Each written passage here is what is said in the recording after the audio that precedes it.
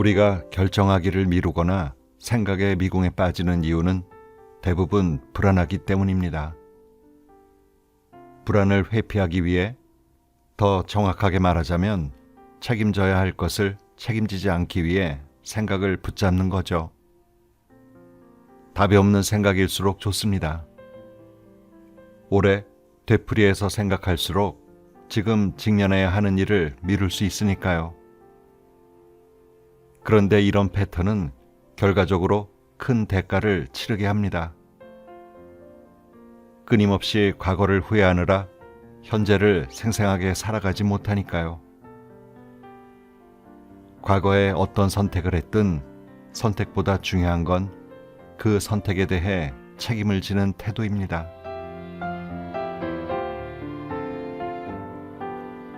책 읽는 다락방의 제이입니다.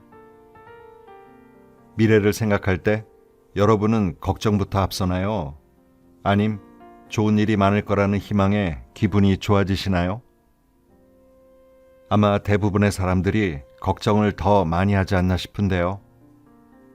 가만 생각해 보면 아직 닥치지도 않은 미래에 나쁜 일이 많을지 좋은 일이 더 많을지 모를 일인데 습관적으로 걱정부터 앞서는 건 왜일까요? 오늘은 어른의 감정 수업이란 책을 가지고 자동적으로 떠오르는 생각이 어디서 기인한 건지, 그리고 감정과 무의식적 행동에 대해 생각해보는 시간을 가져볼까 합니다. 앤의 서재에서 펴냈고 저자는 인현진 심리상담가입니다. 대학에서는 문학을, 대학원에서는 상담심리학을 전공했는데요. 10년 넘게 심리상담 현장에서 수많은 내담자를 만나는 동안 감정의 문제가 곧 삶의 문제가 된다는 사실을 깨닫고 심리상담가로서의 경험과 작가로서의 노하우를 살려서 심리상담과 함께 대학 및 기업 등에서 글쓰기 강의와 워크숍을 진행하고 있다고 합니다. 어릴 적에 읽었던 빨간 구두란 책의 내용 기억하시나요? 저자가 서문에서 그 줄거리와 함께 이 글이 담고 있는 교훈을 심리학적 접근으로 해석을 한 부분이 있어 이 글을 먼저 소개해 드릴까 합니다. 옛날에 고아 소녀가 살고 있었습니다. 소녀에게는 소원이 하나 있었어요. 자기 신발을 갖는 것이었죠. 국어를 하러 갈 때마다 눈에 보이는 붉은색 천조각을 조금씩 모았던 소녀는 드디어 신발을 만들었습니다. 남들에겐 초라하게 보일지 몰라도 소녀에겐 최고의 신발이었습니다. 그 신발을 신으면 자기도 모르게 어깨가 펴지고 당당한 마음이 들었죠. 하루 종일 먹을 것을 구하지 못한 날이었습니다. 배는 고프고 날은 점점 어두워지는데 비까지 내렸죠.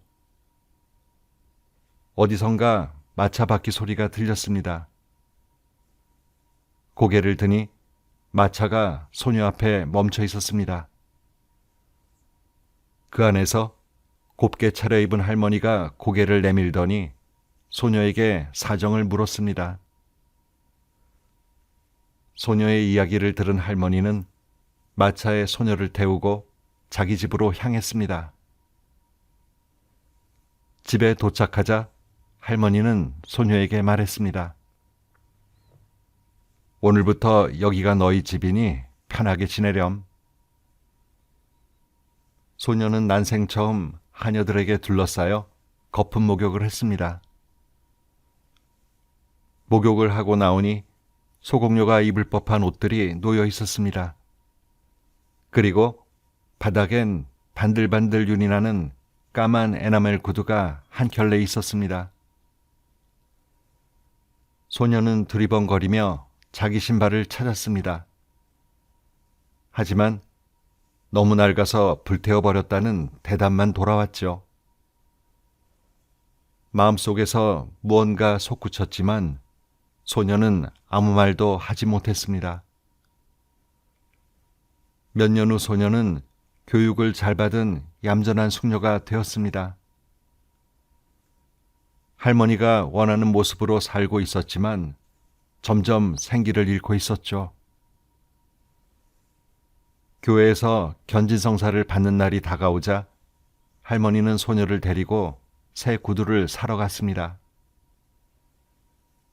가게의 문을 열고 들어간 순간 소녀의 눈에 빨간 구두가 보였습니다. 할머니가 다른 구두를 보는 사이에 소녀는 자기도 모르게 빨간 구두를 가슴에 꼭 품었습니다. 드디어 교회에 가는 날 소녀는 빨간 구두를 신었습니다. 가슴이 두근거렸습니다. 사람들이 수군거리는 소리가 들렸지만 아랑곳하지 않았습니다. 수군거림은 할머니 귀에까지 들어갔고 화가 머리끝까지 난 할머니는 집에 오자마자 빨간 구두를 빼앗았습니다.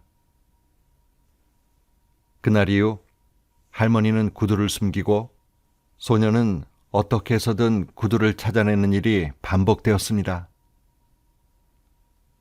아무리 야단을 쳐도 할머니가 알아 누워도 빨간 구두를 향한 소녀의 욕망을 멈추기란 불가능해 보였죠. 할머니가 깊이 숨겨놓은 빨간 구두를 며칠 만에 찾아서 신던 날 소녀에게 이상한 일이 일어났습니다. 소녀가 구두를 신는 게 아니라 구두가 소녀의 발을 쑥 끌어당기는 것 같았습니다. 그날부터 소녀는 빨간 구두를 신고 춤을 추기 시작했습니다. 쉬지도 먹지도 잠을 자지도 못했죠. 처음엔 집안 곳곳을 돌아다니며 춤을 추었지만 이내 집 밖으로 나가 춤을 추었습니다. 가시덤불에 찔리면서도 눈 덮인 들판에서도 컴컴한 산속에서도 춤을 추었습니다. 시간이 한참 지난 후 집 앞을 지나게 되었는데 관이 나오는 것을 보았습니다. 할머니가 돌아가신 거였죠. 그 소식을 듣고 난 후에도 소녀는 춤을 멈추지 못했습니다. 최후의 방법으로 소녀는 숲속에 사는 망나니를 찾아갔습니다. 망나니는 커다란 칼로 소녀의 발목을 싹둑 잘랐습니다. 그제야 빨간 구두에서 벗어난 소녀는 목발을 하고 어느 집의 하녀로 들어가 평생 살았다고 합니다. 이 이야기가 어떻게 들리나요? 하지 말라는 행동을 하면 기어코 벌을 받는다는 교훈적인 이야기로 들리나요? 여성의 욕망을 억압하는 가부장적인 이야기로 들리나요? 제게 빨간 구두는 시기별로 다르게 다가왔습니다. 어렸을 땐 발목이 잘리는 잔혹한 결말 때문에 어른 말을 듣지 않는 아이는 벌을 받는다고 생각했던 것 같아요. 그러다 자의식이 생기면서 춤추는 소녀 이미지가 강렬하게 다가왔고 성인이 되어선 자기 신발을 빼앗기지 않고 살았다면 소녀의 운명이 달라졌을까 궁금했죠. 이야기의 결말을 바꿀 수 있었던 기회가 여러 번 있지 않았을까 안타깝기조차 했습니다. 왜 내 신발을 함부로 버려요? 당장 돌려주세요. 마음대로 신발을 처분했던 할머니에게 소녀가 이렇게 말했더라면 어떻게 되었을까요? 적어도 속상한 마음이라도 표현했다면요. 구두를 사러 갔을 때 당당하게 빨간 구두 한 켤레도 같이 사달라고 말했더라면 어땠을까요? 소녀의 운명은 많이 달라지지 않았을까요? 할머니에게 말대꾸하면 집에서 쫓겨날지 모르는데 소녀가 무슨 말을 할 수 있나요? 이렇게 말하는 분도 계실 듯합니다. 맞습니다. 소녀는 약자였고 충분히 교육받지 못했으며 자주 굶주렸습니다. 든든한 울타리가 되어줄 보호자도 없었죠. 고작 신발 하나 지키겠다고 저항했다면 더 험한 미래가 기다리고 있었을지도 모릅니다. 생전 처음 가져본 신발을 빼앗기고도 침묵을 지켜야 했던 이유를 사회 구조적인 문제로 돌릴 수도 있습니다.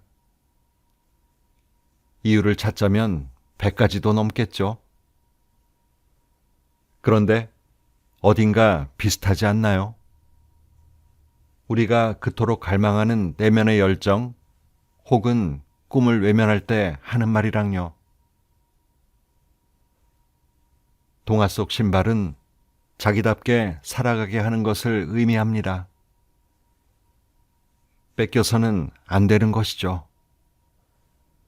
뺏기게 된다면 목소리를 내야만 합니다. 자기 표현은 자기 존재를 드러내는 일이니까요.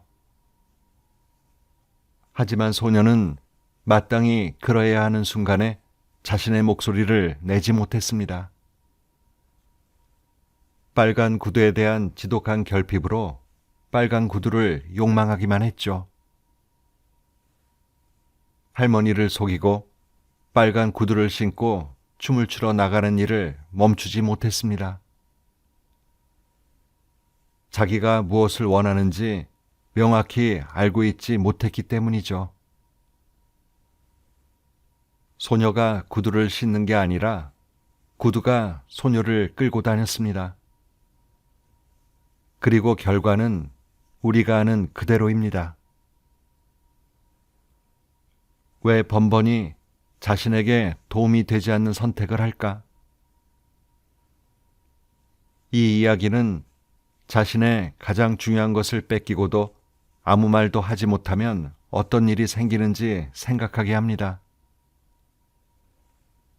자기 목소리를 내면서 사는 게 얼마나 중요한지, 그때그때 해야 할 말을 하지 못하고 참으면 무엇에 지배받게 되는지, 의식화하지 못한 무의식이 자신을 어디로 끌고 가는지 말입니다. 또한 우리가 내면의 열정을 잃어버리고 타인의 욕망을 욕망하면서 살아갈 때 어떻게 되는지 통렬하게 알려줍니다. 상실감은 깊은 심리적 결핍으로 이어지고 지나친 결핍은 중독을 낳습니다. 삶에서 가장 아프고 슬픈 일이 무엇일까요? 자기 자신으로 살아가지 못하는 일이 아닐까요? 현실에서든 이야기 속에서든 자신으로 살아갈 기회를 잃어버린 사람의 삶은 비극적입니다. 심리상담의 궁극적 목표는 자기답게 사는 것, 즉 독립적인 존재로 살아가는 것입니다. 독립적인 존재는 자기의 생각과 감정, 행동의 주인으로 살아가는 사람입니다. 생각을 적절하게 표현하고 감정에 책임지며 타인과 자신에게 이로운 행동을 하는 사람이죠. 이런 사람을 우리는 어른이라고 합니다. 심리학의 관점에서 어른이란 외부의 자극에 즉각적이고 자동적으로 반응하지 않고 상황에 따라 적절하게 선택하는 사람입니다. 혼자 해내야 하는 일인지, 누군가의 도움을 요청해야 하는 일인지, 나아가야 할 때인지, 한 발 물러서야 할 때인지 결정하죠. 입장이 다른 만큼 생각도 다르다는 걸 인정하고 말을 주고받는 과정에서 타인에게 상처를 주었다면 진심으로 사과합니다. 부정적인 감정을 타인에게 함부로 던지지 않고 선택한 행동에 책임을 지죠. 이런 태도를 삶의 기본으로 하려고 노력합니다. 그리고 이렇게 살아가는 것에 편안함을 느낍니다. 자기를 신뢰하는 만큼 타인도 신뢰하기 때문이죠. 이 책은 생각, 감정, 행동 영역에서 무의식적이고 부정적인 자동 반응에 덜 휘둘리면서 삶의 주인으로 살아가는 데 도움이 되는 내용들을 담고 있습니다. 그럼 책 속으로 함께 들어가 보실까요?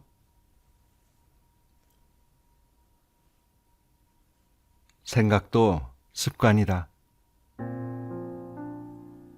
산책과 생각은 참 많이 닮아 있습니다.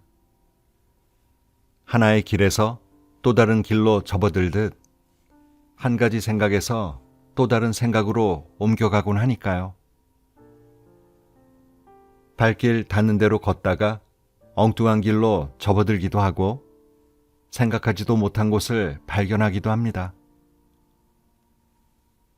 길이 확장되듯 생각도 가지를 뻗습니다.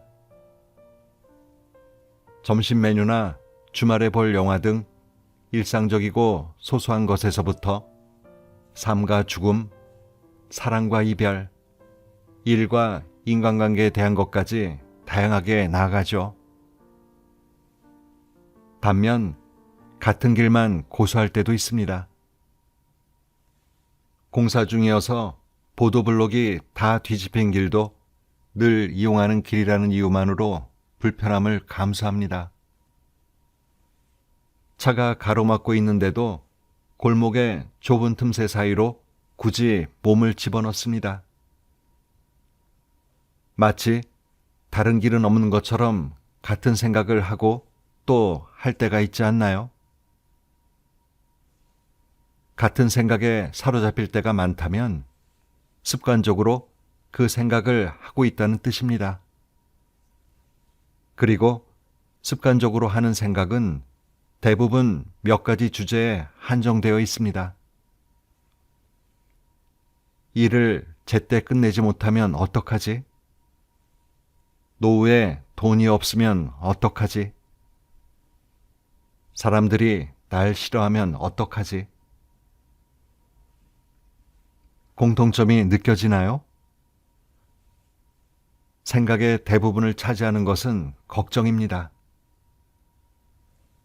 과거에 대한 후회와 미래에 대한 불안 사이에서 줄타기를 하고 있죠. 걱정해도 소용없다는 것을 알면서도 멈추기가 어렵습니다. 걱정이 많은 사람들의 특징 중 하나는 불안이 높다는 것입니다.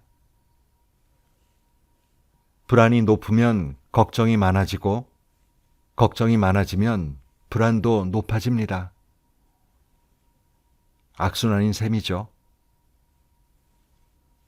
만약 불안한 생각을 습관적으로 반복하고 있다면 멈추는 법을 배워야 합니다. 길을 잘못 들었을 때 바로 돌아 나오듯 말입니다. 막혀있는 길 앞에서 잠시 막막해지더라도 시선을 조금만 돌리면 반드시 다른 길이 보입니다. 생각을 잘못해서 일을 그르치거나 괴로운 생각에 사로잡힐 때면 생각 없이 살면 편할 것 같지만 생각하는 능력을 갖추었다는 건 정말 놀라운 일입니다. 혹시 생각에 대해 생각해 본 적 있으신가요? 평소 하는 말을 떠올려 봐도 생각이라는 단어를 얼마나 자주 쓰는지 쉽게 알 수 있습니다. 오후가 되니 달달한 게 생각나. 생각 좀 하고 살아라. 네 생각했어. 앞으로 어떻게 할지 생각해 봤어? 네 생각대로 해. 나도 지금 그 생각했는데 등 생각이라는 말이 없었다면 어쩔 뻔했을까 싶을 정도로 광범위하게 쓰이죠. 늘 생각 속에서 살기 때문인지 생각을 하고 있다는 자각조차 없을 때도 많습니다. 매일 불을 사용하면서 불에 대해 별로 생각하지 않는 것처럼 말입니다. 인류가 처음 불을 발견했을 때 어떻게 받아들였을까요? 유용함과 위험함이 공존한다고 인식했을 겁니다. 잘 다루면 따뜻하게 지내고 음식을 맛있게 먹을 수 있지만 잘못 다루면 한 사람의 생명은 물론 공동체 전체를 잃을 수도 있으니까요. 저는 생각이야말로 정신의 불이라고 생각합니다. 좋은 방향으로 생각하면 삶을 환히 밝히는 빛과 온기가 되지만 위험한 방향으로 생각하면 자신은 물론 타인의 삶도 망가뜨려 버리니까요. 익숙한 생각 습관에서 벗어나는 법. 가장 흔한 생각의 습관은 상황을 부정적으로 폄하하거나 긍정적으로 이상화하는 것입니다. 부정적인 사고 패턴은 인간의 생존과 밀접한 연관이 있다고 합니다. 최악의 경우를 생각하고 상대를 의심하고 미래를 대비해야 살아남을 수 있는 조건은 원시시대나 지금이나 크게 달라지진 않은 듯합니다. 물론 부정적인 생각이 도움이 될 때도 있습니다.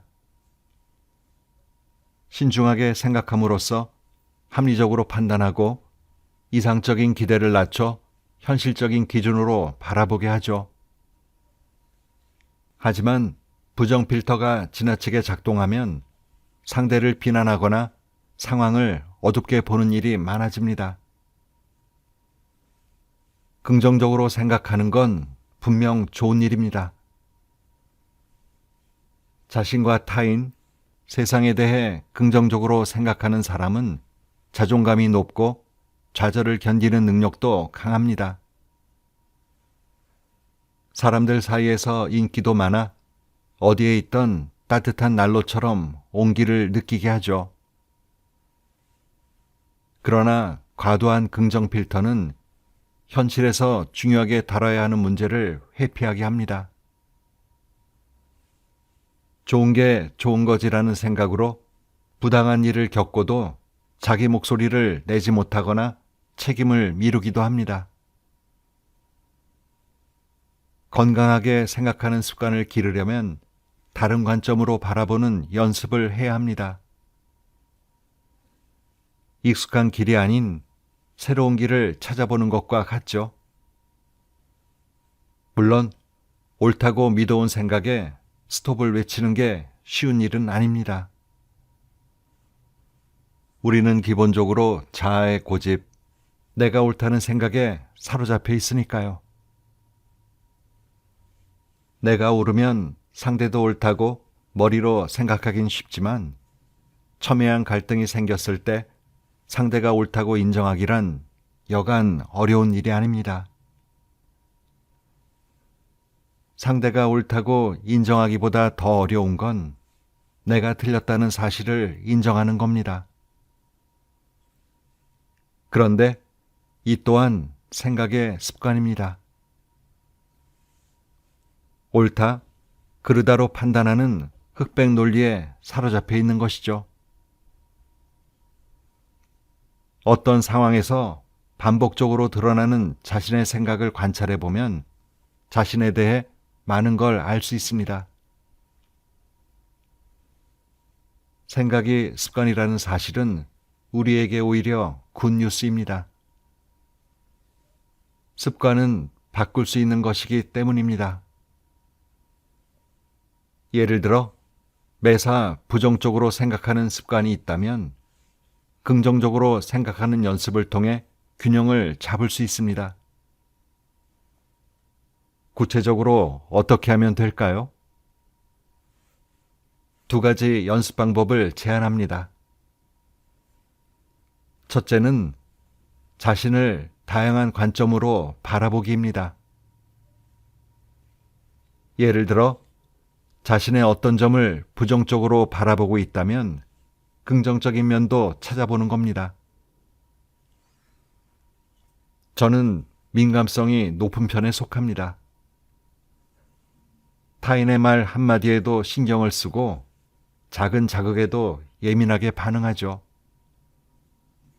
그런데 글을 쓰고 상담을 하면서 이 민감성이 도움이 된다는 사실을 알았습니다. 이것을 하나의 특성으로 받아들이고 나니 상황에 따라 달라지는 나를 관찰할 수 있었습니다. 마음이 건강할 때는 타인의 마음을 섬세하게 헤아리지만 스트레스 상황에선 까칠하게 반응한다는 걸요. 이렇듯 내가 가진 특성을 잘 이해하면 상황에 유연하게 대처하는 능력이 커집니다. 두 번째는 입장을 바꿔 생각하기입니다. 타인의 신발을 신어보기 전에는 그 사람을 이해하기 어렵다는 말이 있습니다. 타인의 신발을 신어본다는 건 그 사람이 현재 서 있는 자리로 가보는 것입니다. 그런데 우리가 다른 사람을 온전히 이해하는 게 가능할까요? 그 사람으로 살아보지 않는 이상 불가능한 일이 아닐까요? 내 마음도 다 알지 못하는데 남의 마음을 어떻게 알 수 있을까요? 타인을 이해하는데 가장 필요한 건 상상력이라고 생각합니다. 타인에 대해 상상할 수 있는 만큼 공감할 수 있습니다. 입장을 바꿔 생각해보는 연습은 갈등 관계에서 특히 효과를 발휘합니다. 견해가 달라 좀처럼 의견이 좁혀지지 않을 때 저 사람은 어떤 맥락에서 이렇게 생각했을까를 살펴보면 그 사람의 의견 자체에 반대하던 입장에서 벗어나 그 사람이 처해 있는 상황을 보게 됩니다. 좀 더 넓게 바라보는 시각이 생기죠.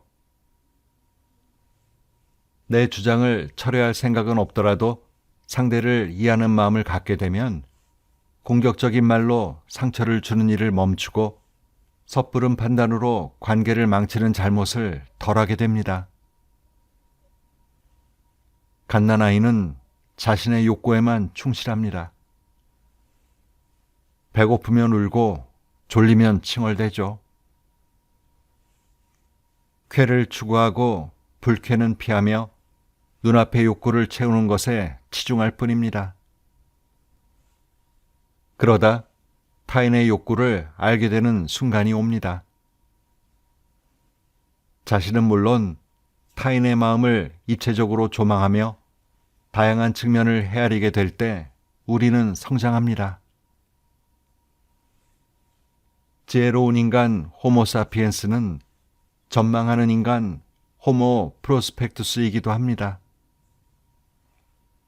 우리는 어느 길을 지나 여기까지 왔는지 뿐만 아니라 지금 걷고 있는 이 길이 어디로 이어지는지 바라볼 수 있습니다.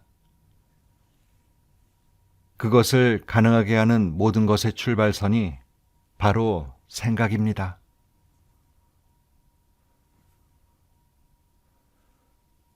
행복한 어른으로 살아간다는 건 분열된 마음을 통합해가며 과거를 직면하고 콤플렉스를 인정하며 자기 실현의 과정을 겪어나가는 것입니다.